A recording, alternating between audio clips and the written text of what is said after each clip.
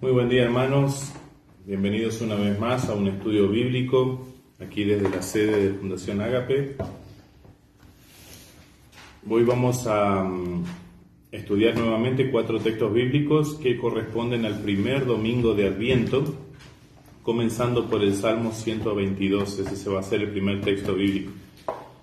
Le vamos a pedir disculpas también a los hermanos que necesitan para ver mejor la transmisión de YouTube. Nos hemos olvidado la computadora, así que hoy solamente vamos a poder transmitir por el Facebook y bueno, vamos a tratar de subsanar eso para la próxima vez, el próximo domingo de reunión.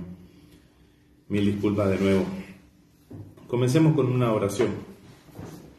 Te damos infinitas gracias, Señor Dios y Padre nuestro, desde lo más profundo de nuestro ser, porque te reconocemos como un Padre amoroso, como un Salvador amigo y cercano, y también un Consolador que nos lleva a toda verdad y que está siempre guiándonos y allanando nuestros caminos, el Señor Espíritu Santo.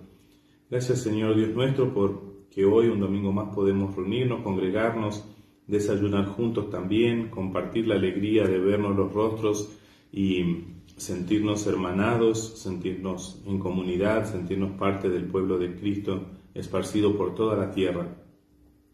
Te pedimos, Señor Dios nuestro, que podamos comprender tu palabra el día de hoy, ser nutridos, llenados, fortalecidos para seguir adelante con la misión cada día de nuestras vidas aquí, porque ya hemos entendido, ya hemos comprendido, Señor, que te pertenecemos, que tú nos has comprado por entero con tu santa y preciosa sangre y que no tenemos otro propósito principal o mejor en esta vida más que servirte, más que testificar tu evangelio a todas las personas y así, Señor, prepararnos para recibirte en tu segunda venida. Quédate con nosotros, Señor, el resto del día. Por Jesucristo nuestro Señor y Salvador rogamos y agradecemos ahora, oh Padre. Amén. Bien, ¿quién puede leer el Salmo 122? Vamos a prestarle atención, Félix. Sí. Dice así: yo me alegro con los que me dicen, vamos a la casa del Señor. Ya nuestros pies se dan prisa. Ya estamos, Jerusalén, ante tus puertas. La ciudad de Jerusalén fue construida como centro de reunión de la comunidad. Todas las tribus del Señor llegan a ella, cumpliendo con la orden dada a Israel, de alabar allí el nombre del Señor. Allí se encuentran los tribunales de justicia. Allí está el trono de la casa de David. Pidamos por la paz de Jerusalén y porque prosperen los que te aman. Que haya paz dentro de tus murallas y se respire tranquilidad en tus palacios. Por mis hermanos y mis compañeros, ruego a Dios que haya paz en ti. Por el templo del Señor nuestro Dios, pido a Dios que te dé bienestar. Es palabra de Dios. Alabado sea el Señor por esta palabra.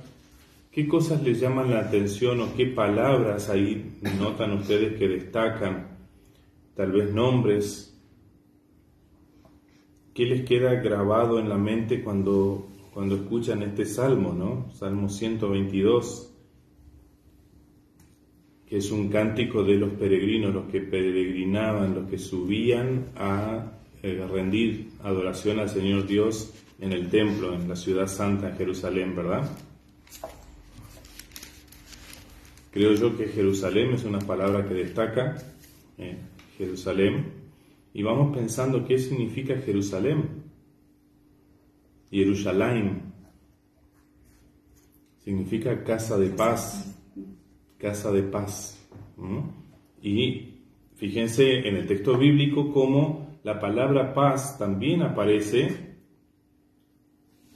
y también aparece en conexión con la palabra justicia. Y ya nos vamos dando cuenta, nos vamos haciendo una idea de que no va a haber paz sin justicia, no puede haber paz en medio de las injusticias, ¿verdad? Entonces van a estar siempre conectados dentro de la palabra de Dios, la justicia y la paz como consecuencia. Y fíjense que eso es obra constante de Dios en la persona de Jesucristo, que continuamente viene a traer reconciliación, justicia, paz.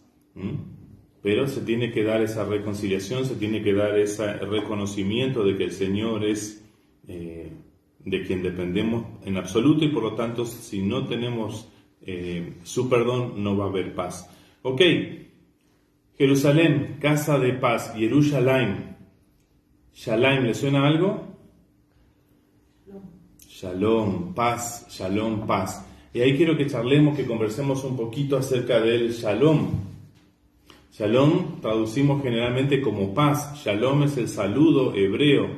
Ellos lo han tomado directamente como una muy buena costumbre, un deseo de bendición a la otra persona, saludarla con el shalom. Si nosotros vemos hasta el día de hoy, tal vez podemos mirar algunos videos en internet de donde vive el pueblo judío, y vamos a ver cómo se saludan con el shalom. Es una muy buena costumbre. Ahora, cuando decimos que shalom significa paz, tenemos que hacer un alto y tenemos que pensar, reflexionar de qué paz estamos hablando. ¿Cuál es nuestro concepto de paz? ¿Qué entendemos por paz? ¿Es lo mismo el concepto de paz de Dios que el concepto de paz aquí en la tierra, aquí entre las personas o aquí en el mundo? ¿Estamos hablando de lo mismo o estamos hablando de algo diferente? ¿Por qué será que el Señor Jesucristo dijo, mi paz les dejo, mi paz les doy, pero yo no se las doy como las da el mundo? Mi paz es algo muy superior. Y ahí vamos entendiendo entonces que el concepto de Shalom es un concepto mucho más superior, mucho más abarcativo, mucho más amplio. ¿Qué quiere decir entonces? Generalmente asociamos paz nosotros ¿con qué? Con ausencia de conflicto, no hay guerras, hay paz, decimos, ¿no es cierto? ¿Será que puede haber paz cuando hay pecado en nuestras vidas? Cuando hay deudas pendientes con personas que estamos enemistadas, ¿puede haber realmente paz? Sí, no hay conflicto, no nos hablamos, pero ¿y cómo hacemos? Realmente el concepto de paz es un concepto mucho más amplio. Habla de bienestar integral, armonía con todo mi entorno, con la creación de Dios y con las demás personas. Entonces ya nos vamos dando cuenta de que no solamente es un concepto muy superior, muy grande, sino que hasta podemos pensar que sería inalcanzable mientras estamos aquí en la tierra. ¿Quién puede alcanzar ese estado de bienestar? ¿Quién puede decir yo estoy en perfecta paz, tengo shalom? Y más bien es una búsqueda. Los que estamos en Cristo, tal vez estamos más cerca de ese estado de bienestar o shalom, porque tenemos más ventaja frente a otros para justamente reconciliarnos y pedir perdón. Pero sabemos que ese estado es muy, pero muy complejo. ¿Cuánta gente con la que quisiéramos tener reconciliación y paz y no podemos porque no se dejan hablar, no se dejan acercar, no hay forma? Y uno no lo puede obligar, obviamente. Entonces, es muy difícil, muy difícil. ¿Se está cerrado? Es muy difícil. Entonces, ahí vamos entendiendo también lo bueno de desear eso, de bendecir a los demás con la paz de Dios, con ese shalom. Te deseo eso. Juntos, como comunidad, como hermanos, como pueblo de Dios, vamos a buscar eso. Vamos a intentar hacer la paz con todos. Acuérdense la palabra que dice, hasta donde dependa de ustedes, traten, esfuércense, procuren estar en paz con todos. Hasta donde dependa de ustedes, nos dice el apóstol, ¿no? Bueno, hacemos lo posible. Entonces, desear shalom, buscar la paz. En las bienaventuranzas tenemos bienaventurados los pacificadores, los que hacen la paz. Es un concepto realmente muy grande. Y nosotros aquí en el mundo, paz, ¿qué es? Una palomita con tal vez una ramita de olivo. Eso es paz.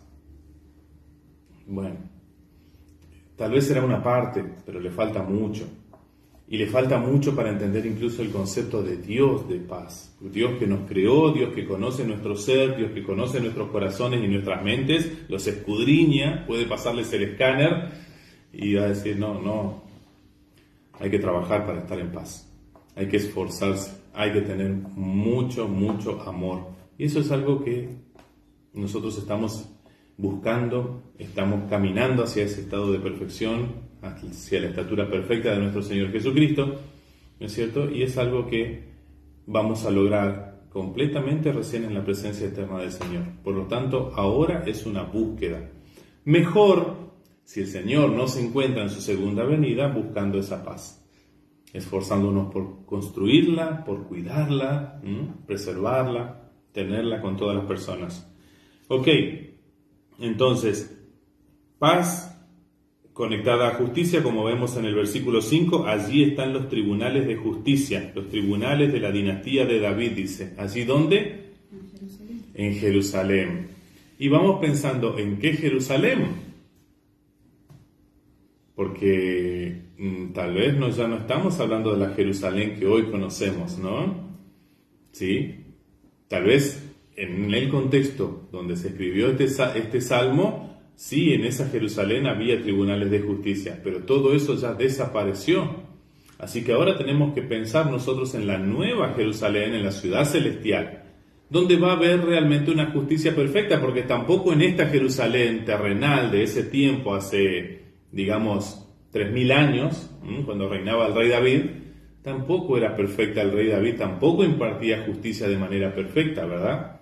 Pero en la nueva Jerusalén, en la ciudad celestial, sí. Así que esa es la que anhelamos, ¿no? ¿Para qué? Para que haya verdadera paz y paz en abundancia.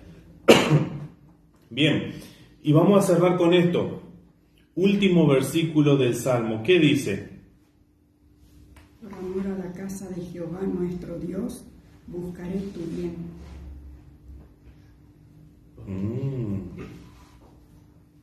Ahí está lo que yo les decía de hay que buscar, hay que esforzarse, hay que trabajar.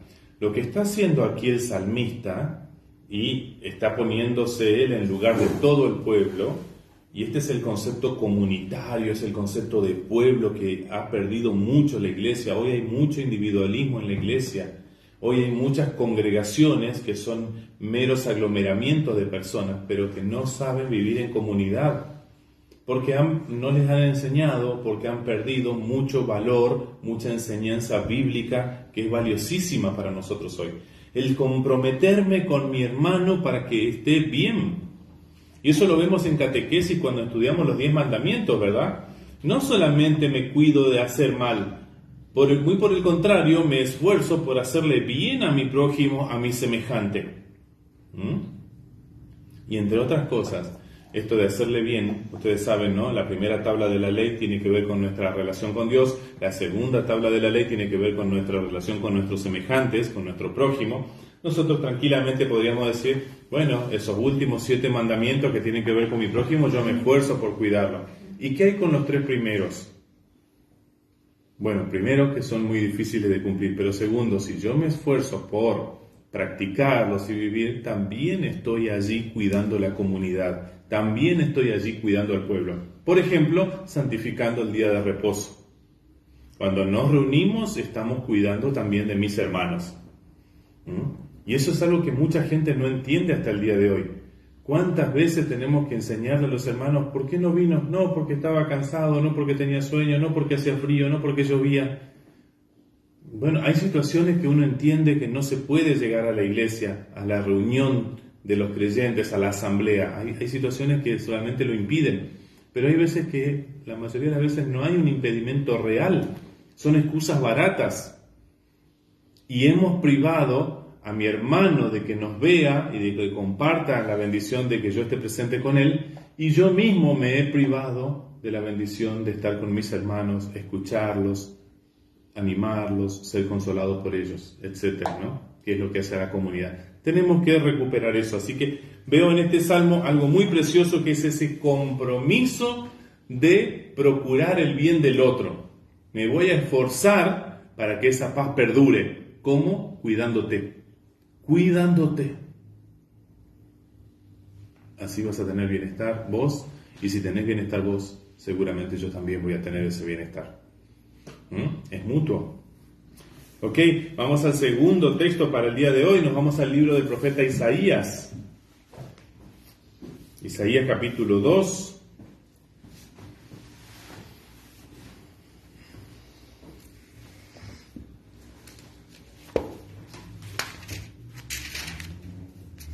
Versículos 1 hasta el 5.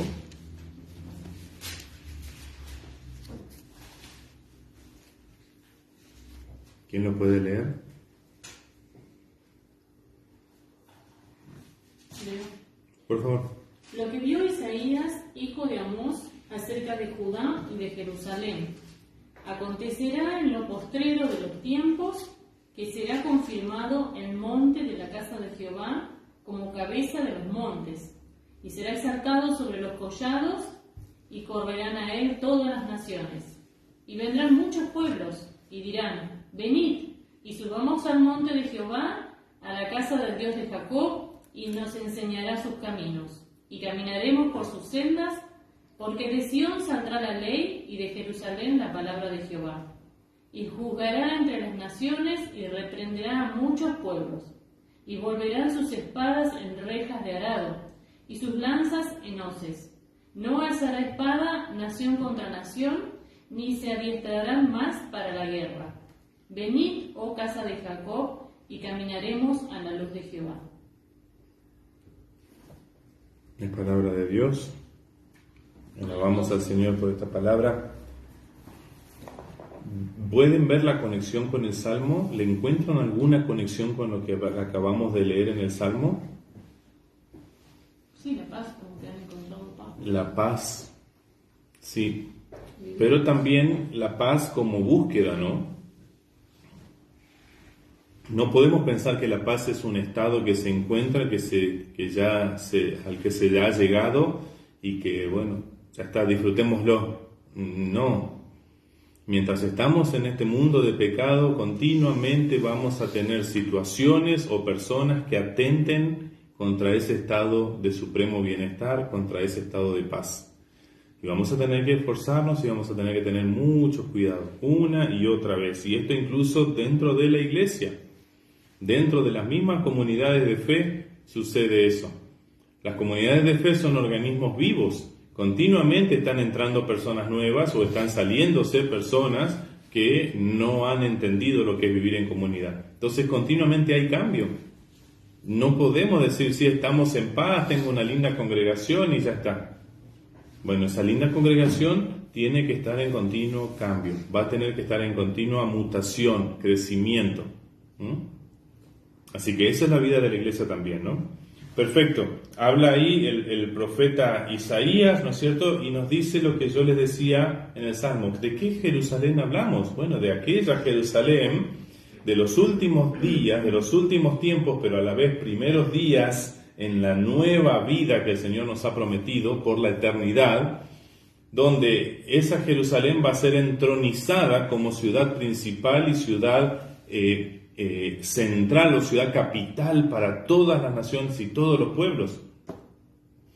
Va a ser puesta, dice, sobre el monte más alto como cabecera de los demás, ¿no es cierto? Como principal, destacada, ¿no es cierto? Y eso es promesa de Dios, a la vez que es propósito de Dios también, para que seamos un solo pueblo, una sola nación, de la cual nuestro Señor Jesucristo va a ser la cabeza, el rey, ¿verdad? Entonces, ¿quiénes se congregarán en torno a esa nueva Jerusalén?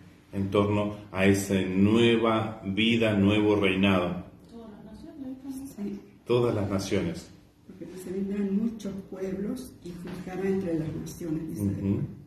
Y de vuelta el concepto de justicia tiene que estar presente para que haya ese estado de bienestar, ¿no? Continuamente. Continuamente, ¿no?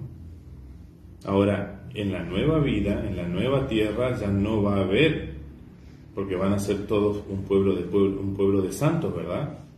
Así que cuando dice juzgará entre naciones, está hablando del juicio final, ¿no? Y luego del juicio final viene recién ese estado de bienestar duradero, perpetuo, perdurable, por el cual ya ninguna espada, ninguna lanza se va a levantar contra otro. Y no van a hacer falta las armas, sino que esas armas van a ser transformadas ¿en qué? No sé, en rocas de arados. En herramientas de cultivo en todo caso, ¿verdad? Instrumentos de paz, obviamente, para generar, por ejemplo, alimentos, ¿sí? No es para destrucción, sino para construcción, para más bienestar, ¿no? Así que hay una convocatoria otra vez. Luego de contar esto, el profeta, de transmitir este mensaje, transmitir esta palabra al pueblo, hay una convocatoria en el versículo 5. Vengan, no se lo pierdan, caminemos a la luz del Señor. Eso es evangelio, hermanos. Ese es el evangelio que nosotros predicamos. Vengan, caminemos a la luz del Señor. Arrepiéntanse que el reino de los cielos se ha acercado. Ahí está el mensaje. Fíjense con la coherencia y la integridad de la Escritura, tanto del Antiguo como del Nuevo Testamento. Es uno solo el autor, nuestro Señor Dios, el Espíritu Santo. Es uno solo, ¿verdad? Y nunca más se adiestrarán para la guerra. Qué bueno, qué promesa de paz, ¿no? ¿En qué consiste, pienso aquí, hago un alto para pensar, en qué consiste hoy, siendo que sabemos que todavía vivimos en un mundo pecaminoso y sabemos que todavía nosotros cometemos pecados, con lo cual contribuimos a que esa paz no pueda ser totalmente integral como esperamos? Entonces, ¿cómo hacemos nosotros para hallar paz? Entendiendo que desde la venida del Mesías se instauró ese reino de paz. Jesucristo diciendo, yo les doy mi paz, les dejo mi paz. ¿Cómo hacer hoy para tener paz en medio de este mundo de injusticia y de conflicto y de tribulaciones inclusive? ¿Cómo hacemos? ¿Cuál será la fórmula? ¿Cuál es el secreto? ¿Qué hacer? Para mantenerse en las cosas del Señor, leer su palabra, estar en comunión con Él. Sí. Mirar al crucificado. Mirar al crucificado. Y saber que por más que uno no lo va a hacer, no lo puede hacer, Él ya lo hizo. Él lo hizo, sí. Tenemos paz en Él. Pablo, una de las enseñanzas que Pablo nos deja es que Cristo es nuestra justicia. Por cuanto Cristo es nuestra justicia, aun cuando haya injusticia en todos lados, aun cuando yo sea injusto, Cristo es nuestra justicia, y porque Cristo es nuestra justicia, tenemos paz para con Dios. Y ahí tenemos que aferrarnos, ahí tenemos que prendernos fuerte. Claro, porque dice, tendremos paz para con Dios por medio de nuestro Señor Jesucristo. Sí. Esto del domingo pasado decía, por medio del derramamiento de su sangre, ¿sí? O sea, pagó el precio. Entonces, fíjense cómo no podemos hacer otra cosa. Qué ingenuo el ser humano cuando quiere tomar otros caminos que aquel que el Dios mismo propone como lo único y mejor que podés hacer para llegar justamente a esa vida plena, a esa plenitud de vida con el Señor para siempre, que es el propósito para el cual Dios creó al ser humano ya desde el origen. Luego el hombre cayó, se alejó del Señor y el Señor estableció un plan para rescatarlo. Dios ya tiene un plan para rescatarlo, lo comunica a la gente y a la gente le cuesta aceptarlo, le cuesta creer que sea tan sencillo, le cuesta enfocarse ahí en la cruz del Calvario y ver a uno pagando por mí. No, yo tendría que poder pagar de alguna manera, yo tendría que poder hacer algo. Es que les enseñan así. Sí, un poco que se enseña así y otro poco es que naturalmente nuestra humanidad caída nos lleva a querer creer que es así, ¿no? Que nos cuesta aceptar que sea tan sencillo, tan fácil como creer. Pero es tan sencillo como creer, pero a la vez tan difícil como creerle a Dios y no creer en ninguna otra cosa. Creer en alguien a quien no puedo ver y creerle a mucha gente a la que veo y que me dice, no, si yo hago así me va bien. No, si yo... Y ahí, ¿cómo hacemos, no? Las tentaciones juegan y muy fuerte. en esta vida terrenal, ¿no? Entonces, el secreto, para mí la clave, está en mirar al crucificado, Cristo crucificado, Él pagando por mí. Él es mi fiador, Él es mi salvador, mi redentor, el que me rescató. No voy a mirar a otra cosa, no voy a confiar en otra cosa, no voy a poner mi confianza en mí mismo, no voy a poner esperanza en esta vida, en este mundo, en estos políticos, en este partido, lo que sea. No, es tonto, es necio. Por lo menos es de una gran ingenuidad, ¿verdad?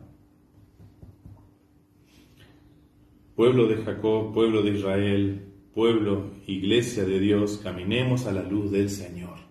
Esa es la convocatoria, ese es el mensaje que una y otra vez trata de transmitirnos el Santo Evangelio. Vamos a ir al Nuevo Testamento entonces. Carta a los Romanos, capítulo 13.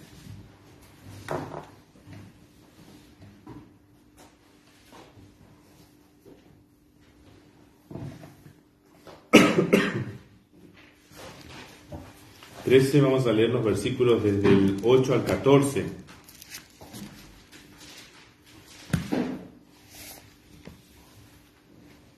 Si pensamos que tal vez estos mensajes ya son lo suficientemente claros, si pensamos qué bien que estoy entendiendo, entendí bien el Salmo, qué lindo, aprendí cosas nuevas, mira lo que dice Isaías, qué bueno, me refrescó cosas que ya tenía medio olvidadas de antes. Podemos pensar al leer y al instruirnos por la palabra de Dios que eso jamás es suficiente y que la palabra de Dios, que es viva, que es eficaz para lograr su propósito, nos va a volver a mostrar las cosas desde otra perspectiva, diciéndolo de otra manera, pero buscando el mismo propósito. Leamos el texto que va del 8 al 14, capítulo 13 de la Carta a los Romanos. ¿Quién lo lee? ¿De cuál parte tiene? 8 a 14. No debáis a nadie nada, sino el amaros unos a otros, porque el que ama al prójimo ha cumplido la ley. Porque no adulterarás, no matarás, no hurtarás, no dirás falso testimonio, no codiciarás y cualquier otro mandamiento. En esta sentencia se resume: amarás a tu prójimo como a ti mismo. El amor no hace mal al prójimo, así que el cumplimiento de la ley es el amor. Y esto, conociendo el tiempo, que es ya hora de levantarnos del sueño, porque ahora está más cerca de nosotros nuestra salvación que cuando creímos. La noche está avanzada y se acerca el día. Desechemos pues las obras de las tinieblas y vistámonos las armas de la luz. Andemos como de día, honestamente, no en glotonerías y borracheras, no en lujurias y lascivias, no en contiendas y envidia, sino vestidos del Señor Jesucristo y no proveáis para los deseos de la carne. Es palabra de Dios. Alabado sea nuestro Señor. Hablando de ese comprometerse por el bienestar del otro, ¿no? Ahora Pablo nos dice, no deban a nadie nada, salvo la deuda del amor. ¿Quién puede decir no debo a nadie nada entonces? ¿Quién puede decir estoy libre de deudas? Si la deuda del amor es una deuda para siempre, va a quedar para siempre. Es impagable en el sentido de que nosotros no vamos a poder terminar de pagar nunca. Y de nuevo, eso nos lleva a mirar al crucificado. Él sí pagó la deuda de amor. Todo aquel amor que yo no puedo, no sé o no quiero demostrar a mi prójimo y semejante, Cristo lo paga por mí. Esa deuda de amor, Cristo también la paga por mí. Esa deuda de amor también es falta, también es pecado. Y Cristo lo paga por mí. Así que tenemos la ley, tenemos el decálogo, tenemos los 10 mandamientos que ya mencionamos, ¿sí? ¿Quién puede cumplirlos?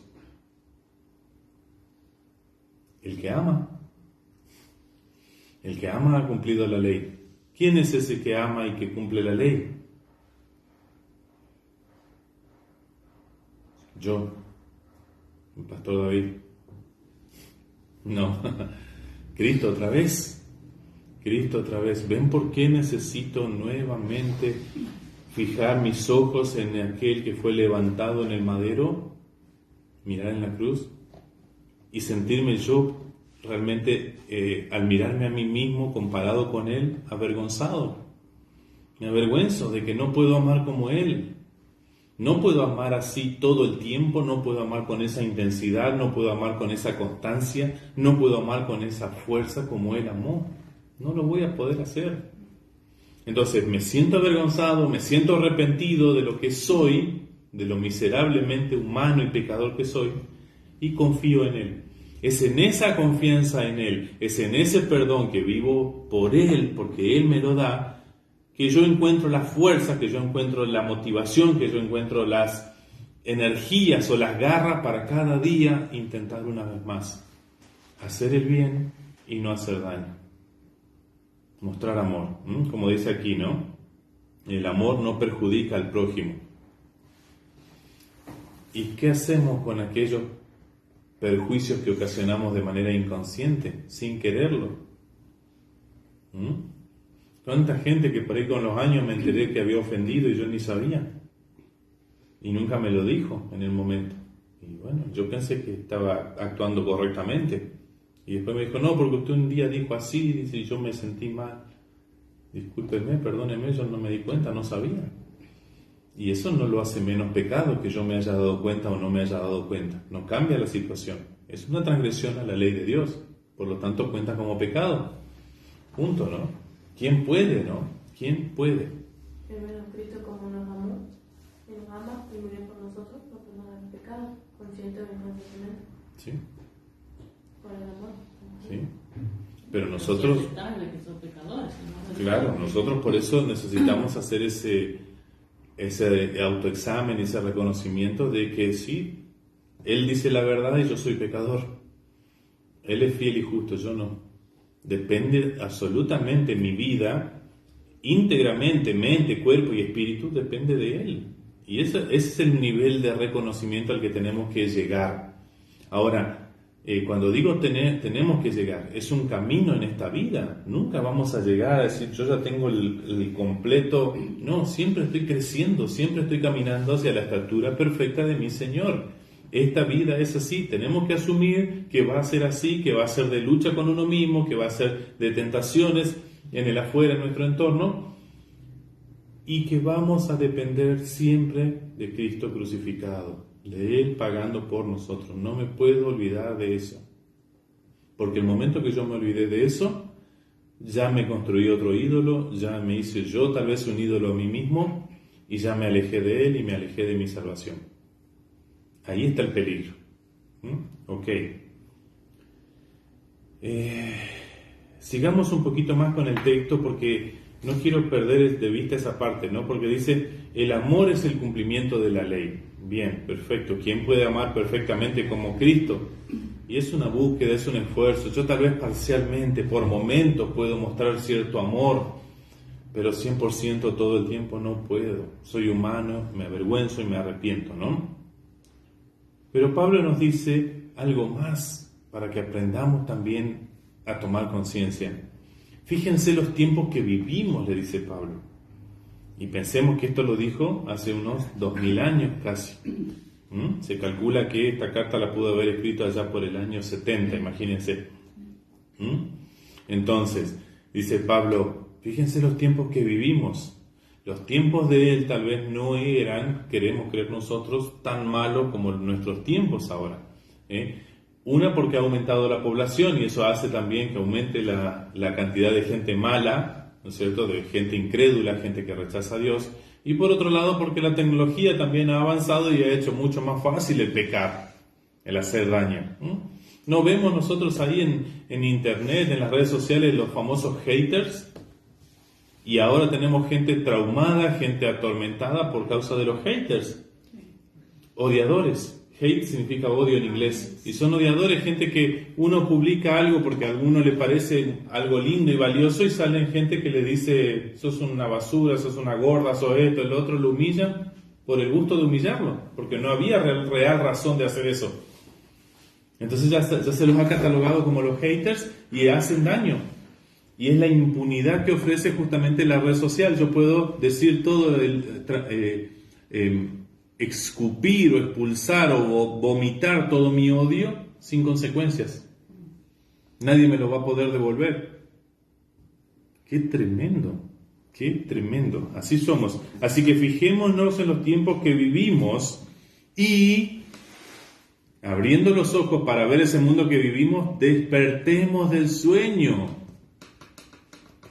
¿Cuánta gente está en un sueño? Está letargado. No ve más allá de sus narices. Ignora lo que está sucediendo a su alrededor. Muchos lo hacen deliberadamente.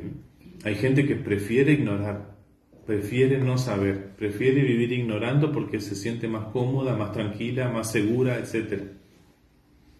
Y la gran mayoría yo creo que ignora por ingenuidad, por falta de enseñanza también y porque están cómodos en sus pecados también, ¿no? Así que Pablo está diciendo que nuestra salvación, por eso tenemos que despertar, ahora, en este momento que estoy hablándoles, está más cerca que cuando al principio creímos. Imagínense nosotros casi 2000 años después, nuestra salvación está más cerca aún todavía. Y ahí vemos la vigencia de este mensaje del apóstol San Pablo. Así que la noche está avanzada. Noche pensamos enseguida en oscuridad y tinieblas. Eso es lo que está queriendo decir Pablo. Pero se acerca el día. La luz viene. ¿No? Como decía el versículo 5 de Isaías capítulo 2. Caminemos hacia la luz del Señor. Caminemos en la luz del Señor. ¿Sí? Se acerca el día de su venida, cuando todo el mundo lo verá. Todo ojo lo verá, ¿ok? Así que nosotros, reconociéndonos pecadores, vamos a esforzarnos, vamos a luchar por dejar a un lado las obras de la oscuridad que muchas veces cometemos y a veces hasta de propia voluntad.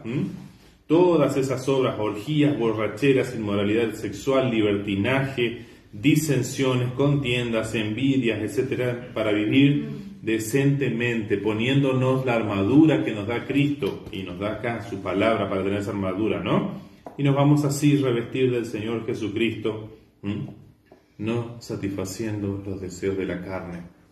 Miren si no tenemos lucha, ¿no? Satisfacer los deseos de la carne. Hoy hubiera sido mejor quedarme en casa. Qué sueño que tengo, qué cansancio que tengo, etcétera, ¿no? Bueno, ahí están jugando los deseos de la carne, ¿no? La naturaleza pecaminosa, ¿no? Tenemos esa lucha. Cada día. ¿Y quién puede librarse en este mundo? Nadie. ¿Cuál es nuestra paz entonces? ¿Cuál es nuestro oasis en medio de este mundo de tinieblas y de tentaciones y de deseos de la carne? Cristo. De nuevo Cristo. ¿Cómo no valorarlo? ¿Cómo no apreciarlo? ¿Cómo no cuidarlo?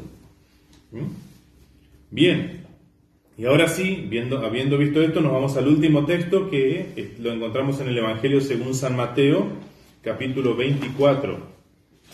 San Mateo, capítulo 24, vamos a leer los versos 36 al 44. No tocaba San Mateo hace un montón, porque casi no tocamos San Lucas. Porque en esta sección del año que veníamos transitando, veníamos siguiendo el Evangelio según San Lucas, ¿sí? Pero ahora estamos en el primer domingo de Adviento, así que cambian los textos, ¿no? 24 del 36 al 44. Y vamos a ir notando cómo va creciendo el nivel de información, creciendo el nivel de alerta o el nivel de advertencia de parte de Dios hacia nosotros hoy ya. ¿Sí? Porque a veces ese yo creo que es otro riesgo, otro peligro que tenemos también, ¿no? Muchas veces se lee la palabra de Dios como algo que se dijo hace tantos años y se lo dijo para esa gente. Y es verdad que se lo dijo para esa gente, pero también nos lo dice hoy a nosotros. Esa palabra que se dijo para esa gente hace 2000 y pico de años está vigente hoy. Sigue advirtiéndonos hoy, sigue alertándonos a nosotros hoy, sigue intentando hacernos despertar, abrirnos los ojos a nosotros hoy. Y si no sucede eso, nosotros no vamos a estar habilitados para enseñar a nadie más. Si yo creo que la Biblia es un lindo cuento, una linda historia, un anecdotario donde yo puedo sacar algunas enseñanzas morales, algunos patrones de conducta, ¿a quién le voy a predicar el Evangelio para salvación, no? A lo sumo voy a ser un buen maestrito, un buen ejemplo de conducta moral, pero no voy a ser un pregonero de justicia. No voy a ser un testigo de Jesucristo que anuncia el Evangelio de salvación, ¿no? Ese es otro peligro que corre la iglesia. Hoy tenemos iglesias que buscan una moralidad, 7 puntos para ser mejor cristiano, 3 puntos para ser mejor ciudadano, tantos puntos para... Y estamos formando personas por ahí que siguen métodos en la vida, siguen ciertos patrones de conducta, etcétera, pero no siguen a Cristo. Y nosotros fuimos llamados a seguir a Cristo y caminar a ser como Él, parecernos a Él en cada situación, en cada adversidad de la vida, decir, ¿y en mi lugar qué haría Jesús? ¿Qué habría hecho Jesús si tuviera este problema? Y aunque no me guste, y bueno, si yo sé que el Espíritu Santo me habla, me muestra, me hace ver que Jesús haría esto, y aunque me resulte muy incómodo, y voy a hacer lo que hace mi maestro, porque soy aquí un representante, un embajador de su reino. Difícil, más necesario y realmente el único propósito que vale la vida.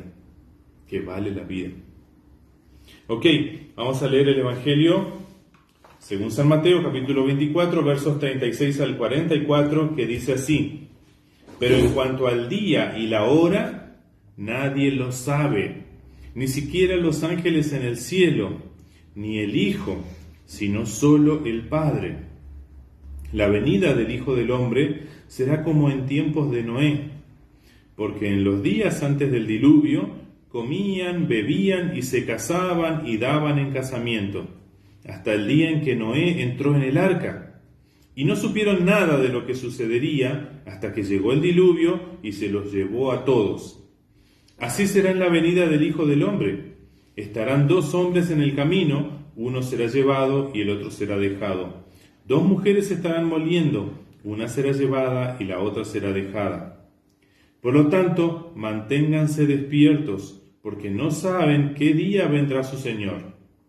Pero entiendan esto: si un dueño de casa supiera a qué hora de la noche va a llegar el ladrón, se mantendría despierto para no dejarlo forzar la entrada. Por eso, ustedes también deben estar preparados, porque el Hijo del Hombre vendrá cuando menos lo esperen. Hasta aquí las palabras del Santo Evangelio. Alabamos a nuestro Señor Jesucristo por su palabra bendita. ¡Wow!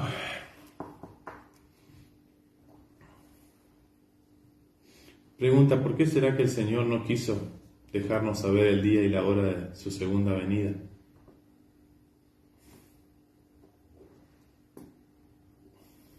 Porque capaz que unos días antes no empezamos a portar bien. ¿Cómo? Capaz que unos días antes nos empezamos a portar bien. Unos días antes tal vez nos empecemos a portar bien. Puede ser una respuesta, sí. Porque es torcerle el brazo a Dios. ¿Cómo? Y en ese sentido, queriendo todavía creer mal, digamos, que si nos portamos bien, cuando Él venga nos va a llevar, es como querer torcerle el brazo a Dios, ¿no es cierto? O sea, Me arrepiento de por más de que yo crea lo que yo quiera antes que Él venga, si realmente no tuve fe, y la fe no es así, no es que yo, la fe es un don de Dios, o sea, no es que cuando yo quiera tener fe la voy a tener, entonces antes que Él venga yo voy a empezar a tener fe en Él. Eso es burlarse, Y no puede ser fingida. por eso es una burla, entonces... Claro. Y la gente pensando así haría lo que quisiera, porque total 2 días antes me convierto, y no es así. Sería un desastre si todos hicieran lo que quisieran. Más gente que capaz que se mantiene escéptica igualmente y dice: yo no voy a creer, pero como ya sé que queda esta cantidad de tiempo, voy a hacer lo que yo quiera. Bueno, pero ese decir, ese ya sé que queda tanto tiempo, implicaría un creer en esa palabra, por lo menos.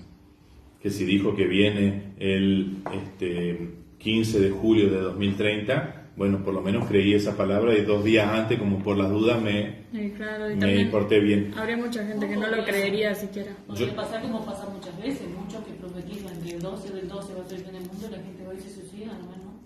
Porque realmente tienen miedo a eso, ¿no? Por eso yo Le da tanto miedo que- yo pienso más bien que en realidad el Señor se reservó esa información por cuidado de nosotros, porque habiendo tanta gente que lo rechaza a Dios, no podemos establecer un número, pero supongamos el 90% de la población es incrédula, ¿sí? Si supieran realmente que el Señor viene para esa fecha, muy probablemente agudizarían o se esforzarían más en practicar el mal. Si ya el Señor nos avisa que el mal va a llegar a límites insoportables, imagínense si supieran la fecha de la venida porque rechazan, porque se quieren burlar de Dios, porque quieren ir en contra de sus planes, cuánta más maldad podrían llegar a hacer. El propósito de Dios de venir como un ladrón en la noche o caer como un relámpago sorpresivo es un propósito de bien, de cuidado de su pueblo todavía, para que la iglesia pueda seguir testificando, pueda seguir anunciando, proclamando la buena noticia y que más se salven. Y también creo que, como dice el primer texto, un poco de paz también, ¿no es cierto?, para nosotros, porque nosotros también creo que entraríamos en desesperación, por más que seamos cristianos, tal vez uno, en su debilidad, muchos cristianos pueden caer en desesperación, en miedo, porque, o sea, Sí. esa misma naturaleza con la que todavía estamos luchando, ¿no es cierto?, santos pero no santos, digamos, nos puede hacer caer, ¿no es cierto?, y no estar en paz, digamos, esperándole, ¿no? Y por eso también el Señor no nos avisa qué día vamos a morir, Tampoco, claro. porque podría habernos avisado. Sí. Pero pienso yo, ¿no?, que si conociéndonos a nosotros, hablemos restringidamente ya de su pueblo, de la iglesia, ¿no? Conociendo lo débil que somos de fe, cuánto trabajo se toma el Señor por ayudarnos a mantenernos en el camino de la fe. Si nosotros pudiéramos saber la fecha y la hora de su venida, muy probablemente nos desenfocaríamos de la misión. Nosotros fuimos escogidos, fuimos llamados con un propósito, el de anunciar sus maravillas al mundo, el de ser testigos hasta lo último de la tierra. Mire, si yo supiera la fecha, ¿cuánto me desenfocaría? Uno, en su ingenuidad, tiende a creer, no, yo me esforzaría más por la misión porque sé que queda poco tiempo. Y si el Señor ya te dijo que queda poco tiempo, lo que no te dijo es la fecha, pero te dijo que queda poco tiempo. Pablo vivía con esa urgencia. Y así cuántos otros siervos del Señor vivían con esa urgencia de que el Señor viene pronto. Vos también ya sabés eso. Sabés que viene porque lo prometió. Dice, volveré. Viene por segunda vez.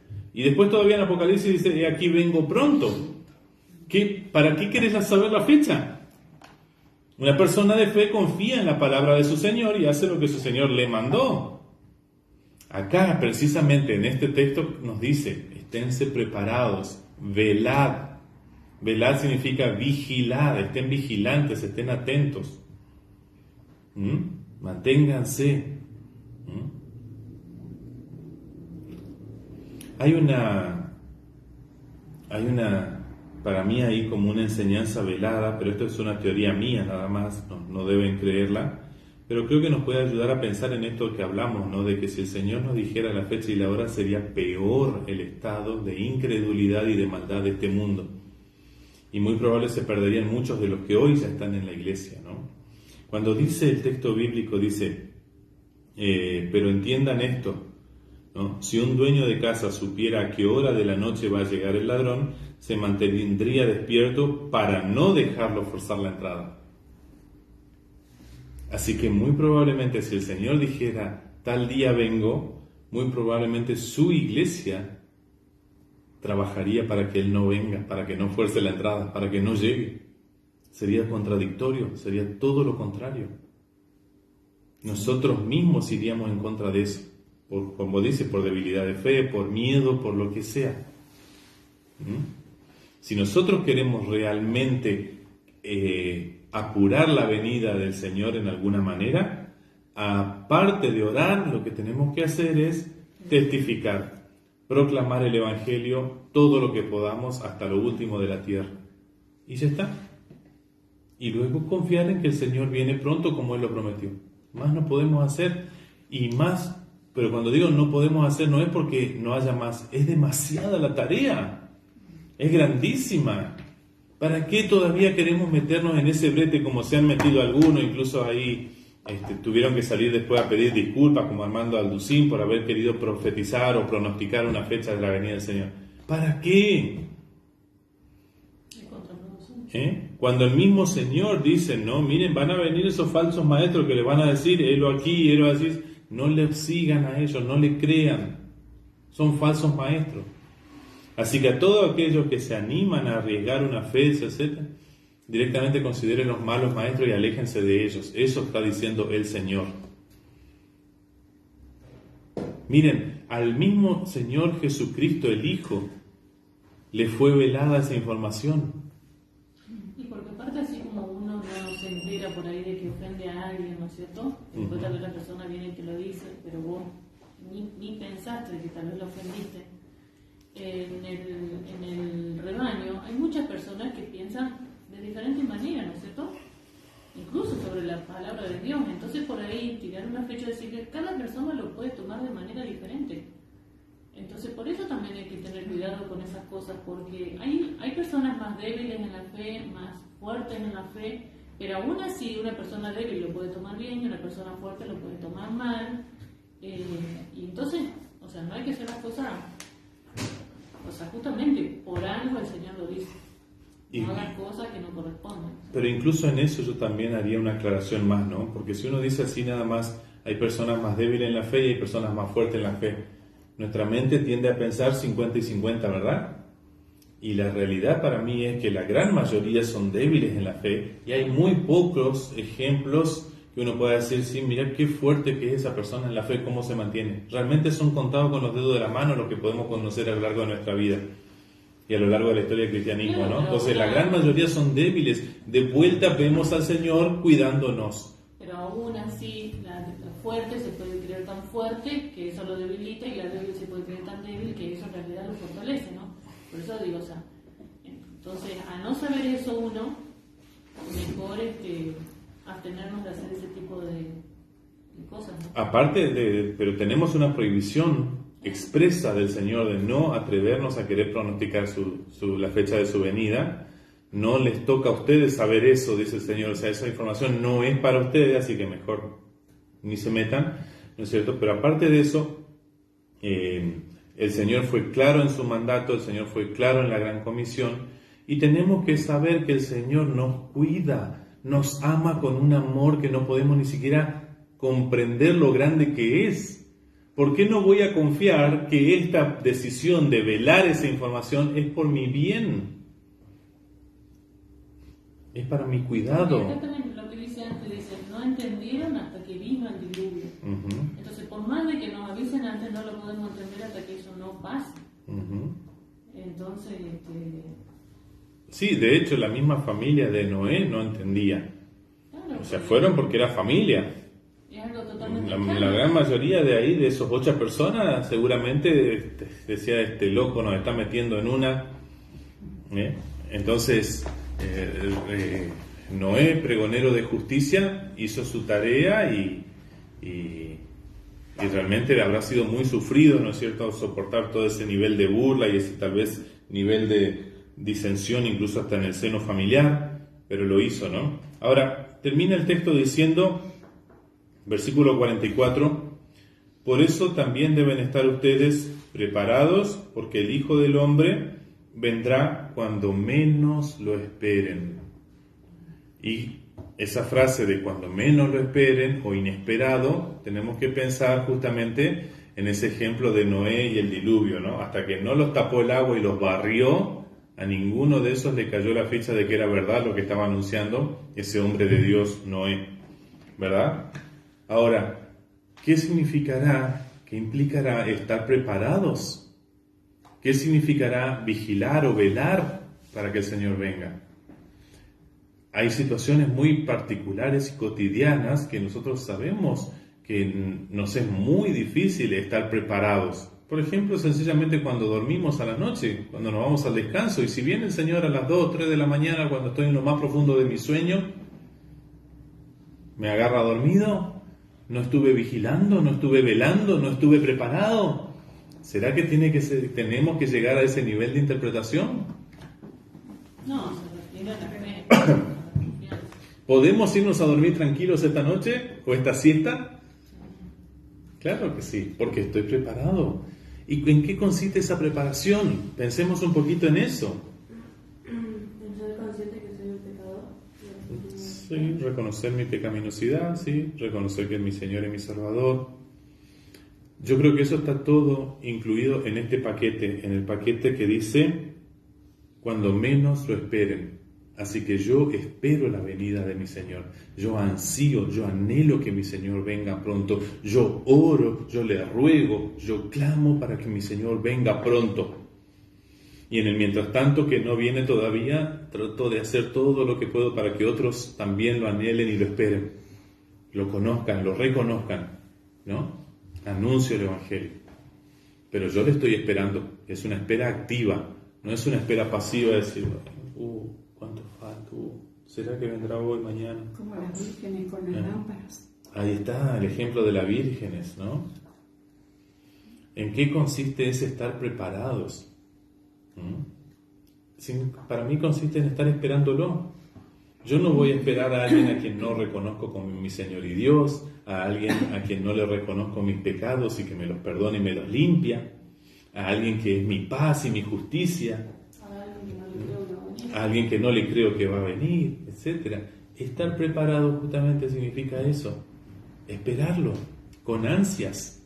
Ya, Señor, quiero estar contigo. Lo que estamos en Cristo también, estamos esperando nuestra muerte también, ¿no? Porque eso también sabemos que es un paso, por ahí no vamos a llegar al Apocalipsis, como dicen todos, a su venida, pero podemos morir antes. Y esa muerte también para mí tiene que estar esperada. Es que sea en el Señor. No desesperar en que me puedo morir, porque hay muchos cristianos que desesperan en que no se quieren morir, ¿no? Sí. Y yo creo que tener esa paz como cristiano de que podés tranquilamente esperar la muerte en Cristo, que sería tu fin.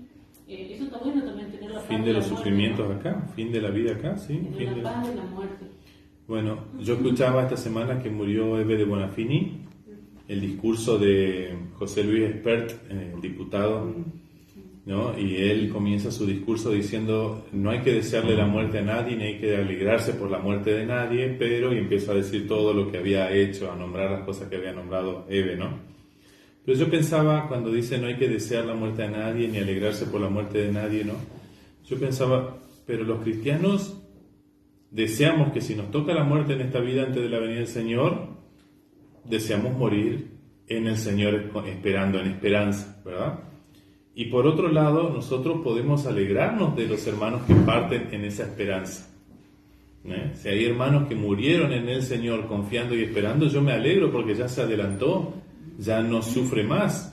Sí, me duele su ausencia, tal vez me puede doler el hecho de que haya sido demasiado joven, como tendemos en nuestra lógica humana a creer que se fue antes de tiempo. No, nadie se va antes de tiempo, ¿verdad? Pero en el fondo, nosotros nos tiene que producir alegría la partida de un hermano que se fue en el Señor, con esa esperanza firme. Tiene que ser un motivo de alegría, realmente, ¿no? Tal vez hasta ahí en eso tenemos que pensar incluso hasta la manera en que hacemos nuestros velorios o sepelios, ¿no? ¿Por qué tanta pena? ¿Por qué nos compungimos tanto? ¿Sí? ¿Por qué tanto? ¿Por qué tanto? No, pero son seres amados que mueren. No. Y el Señor mismo dice, llorad con los que lloran. Sí. Pero seamos sinceros también, no hay mucha gente también que va en los sepelios, en los velorios, yo por lo menos veo eso, ¿no? Que se aferran mucho a esta vida. Algunos sí. Porque no tienen esa esperanza de la otra vida, ¿no? Le digo porque cuando uno intenta explicar eso, lo miran como diciendo, ¿qué estás diciendo? O sea, como que la mentalidad popular ganó, ¿no es cierto? De que después de esta no hay otra. Lo que no nos tiene que agarrar a los creyentes es una desesperación como algunos que se desesperan, lloran a los gritos, todo, pero también se hace un duelo, pero, o sea, eso, claro, eso también sí, es hacerlo, normal. ¿cierto? Porque es la Sí. parte que te faltó o que te está faltando ahora en un futuro de lo que ya venía. Jesús lloró De lo por que Lázaro, venía, ¿no? claro, digamos. sí. Sí, por supuesto. Sí, sí, sí. Sí, ahí dijo bien Susana, no hay que llegar a esa, o sea, llegar a la desesperación ya se denota una falta de fe, ¿no? Un no estar en esa esperanza tal vez, ¿no? Porque no tiene que ser para desesperación. Sí está bien el dolor, sí está bien el luto, el llanto, etcétera, la ausencia, llorar la ausencia, sí, pero ya la desesperación ya es Claro, y otro también problema, hay ¿no? gente que hace luto muchos años y están así llorando siempre, y eso tampoco tenemos que hacerlo los creyentes, porque tiene su tiempo, el luto y el dolor también tienen su tiempo. Sí. No, y sigue vigente, el Señor viene pronto y la misión que continúa, ¿no? Entonces tampoco podemos estar eternamente de luto, ¿no? Pero bueno, son ideas para reflexionar. Lo principal para mí que tenemos que llevarnos hoy es en qué consiste estar preparados, en qué consiste velar, vigilar, justamente, y cómo vivir en este mundo, cómo transitar este mundo con la paz que da el Señor, confiando en su justicia, no en mi propia justicia, ¿verdad? Y con la misión como principal propósito de vida, independientemente del trabajo, de la profesión que tengamos, ¿no? O sea, la misión lo permea todo. Donde yo tenga mi trabajo, mi lugar de estudio, mi lugar de profesión, ese es mi campo misionero. Así que ahí también anuncio sus maravillas, proclamo a mi Señor que viene pronto. ¿Ok? Que así sea, hermanos. Vamos a cerrar con una oración, encomendándonos a Dios que viene pronto, y vamos a recibir la bendición también. Bendito Señor Dios y Padre nuestro, gracias te damos en esta hora por tu palabra que nos ilumina, que nos fortalece en la verdadera fe que conduce hacia esa vida eterna, hacia la Jerusalén celestial, como nos has prometido, Señor y Dios. Y anhelamos, Señor, de todo tu corazón, que tú vengas pronto, que ya estemos para siempre contigo y que no estemos aquí corriendo el peligro de las tentaciones, de las injusticias o de las tribulaciones que sabemos que van a venir. Mas en tu nombre, Señor, queremos pasar todo esto confiando en que tú nos sostendrás con tu mano poderosa y nada ni nadie nos va a poder arrebatar, Señor, de tu mano y del propósito que tú has fijado para nosotros. Gracias, Señor, por habernos escogido, por habernos llamado a ser tu pueblo. Gracias, Señor, por estar una vez más atento a nuestras necesidades, atento a nuestras dudas, fortaleciendo nuestra fe, supliéndonos todo lo necesario para servirte en este mundo. Señor, que jamás nos desenfoquemos de tu cruz, de tu sacrificio expiatorio por cada uno de nosotros, a fin de que seamos testigos fieles, que podamos presentarnos aquel día cuando tú vuelvas como obreros que no tienen de qué avergonzarse. Gracias, Señor Dios nuestro. Nos mantenemos en esta esperanza, anhelamos tu venida, Señor, lo deseamos de todo corazón, estar contigo siempre, Señor, y pasar ya de este mundo al próximo, al venidero que nos has prometido, porque sabemos, como tú lo has dicho, que es mucho, pero mucho mejor, lleno de gozo, lleno de paz, lleno de virtud. Gracias, Señor Dios nuestro. Te pedimos todo esto y te lo agradecemos en el nombre de tu Hijo Jesús, quien es nuestro amigo fiel, Señor y Redentor eterno. Amén. Amén. Hermanos, reciban la bendición de Dios.